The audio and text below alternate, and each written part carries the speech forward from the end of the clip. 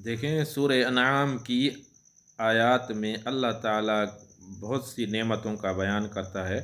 उनमें से एक ये भी है, कुछ ये हैं कि अल्लाह ये जो गठली और बीज को फाड़ कर उससे पौधा बरामद करता है।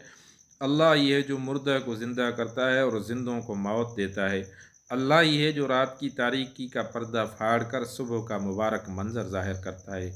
अल्लाह ही ने रात को इंसानों के लिए सुकून के लिए बनाया। अल्लाह ही ने सूरज और चाँद को दिनों, महीनों और सालों के हिसाब से बनाया। अल्लाह ही ने सितारों को बहरी और बर्री सफ़र के दौरान सिमतों के तयन के लिए पैदा किया।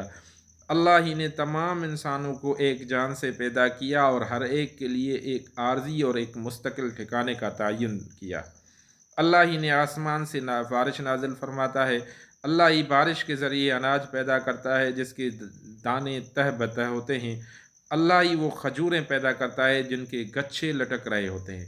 अल्लाह ही अंगूर, जैतून और अनार के बागात पैदा फरमाता है। अल्लाह ही ऐसे फल पैदा फरमाता है जो मिलते जुलते हैं और ऐसे भी जो मुख्तलिफ हैं। इस तरह की आयत, इस तरह की